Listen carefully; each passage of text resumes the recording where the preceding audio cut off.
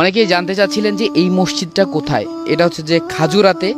এই মসজিদটা দেখে আপনারা সেই ভিডিওটাতে এবং ছবিটাতে অনেক লাইক করেছেন এবং অনেক কমেন্ট করেছেন। এই যে মসজিদটা দেখতে পাচ্ছেন, এই মসজিদটা টোটালে পাঁচতলা একটা মসজিদ। এটাতে দোতলায় নামাজ পড়া হয় এবং তিনতলায় এটা হচ্ছে যে মাদ্রাসা আছে।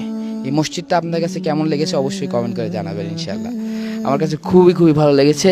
মাশাআল্লাহ মাশাআল্লাহ মাশাআল্লাহ। আমার একটা ভিডিওতে প্রায় 33 মিলিয়ন ভিউজ আসছে এই যে খাজুরার এই মসজিদটা।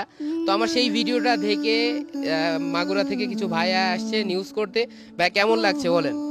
আসলে আপনার দৌলতে কিন্তু এই মসজিদটিতে এসেছি এবং নামাজ পড়ার ইচ্ছা ছিল আপনার সঙ্গেই, তবে সেটা পূরণ হয়েছে। আমার কাছে অনেক ভালো লাগছে। ইমন ভাই আপনার কাছে কেমন লাগছে? সব থেকে ভালো লাগার ব্যাপার যে আকিবের সাথে এর আগে কখনো আমার ক্যামেরার ফ্রেমে আসা হয়নি, তো আসতে পেরে সব থেকে বেশি ভালো লাগছে। ভাই আপনার কাছে কেমন লাগছে? আকিব ভাই, আসলে আপনার ভিডিও শুধুমাত্র দেখা হয়, কিন্তু সরাসরি আপনাকে দেখা হয়নি। এই মসজিদটি আপনার কল্যাণেই দেখেছি, এখানে নামাজ আদায় করার সুযোগ পেয়েছি। সত্যি দারুণ লাগছে।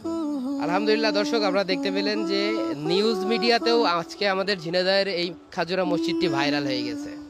অনেকেই কমেন্ট করছিলেন যে এই যে মসজিদটা 1 2 3 4 5, এই যে পাঁচতলা মসজিদ এবং সাথে মাদ্রাসা, এটা চলতে আসলে কত টাকা খরচ হয়। এটা এক মাসে খরচ প্রায় 1 লক্ষ টাকা।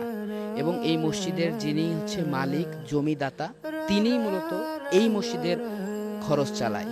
মাশাল্লাহ মাশাল্লাহ, কি সুন্দর দেখা যাচ্ছে। দেখেন, ভিডিও কি এমনি এমনি ভাইরাল হয়? আসেন আসেন, আপনারা অনেকেই বলতেছিলেন যে এই মসজিদটা বানাতে আনুমানিক কত টাকা খরচ হয়েছে।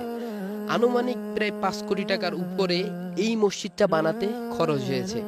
যে বানিয়েছে আল্লাহ তাআলা যেন তার এই কাজকে কবুল করেন। আর সব থেকে ইন্টারেস্টিং ব্যাপার, এখনকার যুগে মানুষ 5 লাখ টাকা থাকলে ব্যাংকে সুদ রেখে সেটা থেকে সুদ খায়, কিন্তু যে দিনী ভাইটা এই মসজিদটা বানিয়েছে সে চাইলে কিন্তু পারত। সে কিন্তু একটু বেশি বুদ্ধিমান, কারণ হচ্ছে আল্লাহর জন্য সে ব্যয় করছে। আল্লাহ তাকে ইহকাল এবং পরকালে তার রিজিক বাড়িয়ে দেবে।